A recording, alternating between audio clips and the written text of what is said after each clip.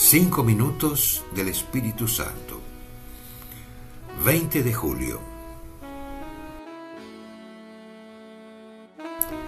Para entrar en la presencia del Espíritu Santo hay que tener ansias, hay que sentir la necesidad de Él, de su luz, de su amor, de su gloria, de su paz.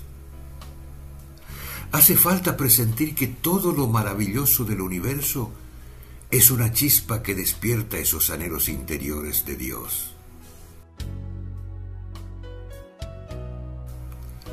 Decía San Agustín: ¿qué es el universo entero o la inmensidad del mar o el ejército de los ángeles? Yo tengo sed del Creador, tengo hambre y sed de Él. En el fondo, es necesario reconocer un deseo que ya está dentro de nosotros.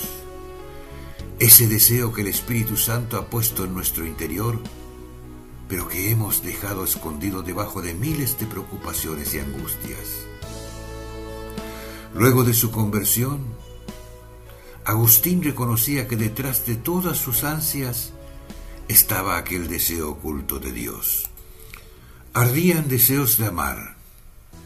Quería ser amado. Tenía hambre intensa de ese alimento que en realidad eras tú, mi Dios. Por eso Agustín nos enseña que la clave para el encuentro con Dios es reconocer ese deseo y despertarlo, alimentarlo, hacerlo crecer hasta que se haga más fuerte que cualquier otra necesidad. Enamórate de Él. Arde por Él, anhela a aquel que supera todos los placeres, porque el Espíritu Santo no obra en nosotros sin algún consentimiento de nuestra parte, y ese consentimiento brota del deseo. Pidamos al Espíritu Santo que Él mismo despierte nuestro deseo. Cardenal Víctor Manuel Fernández.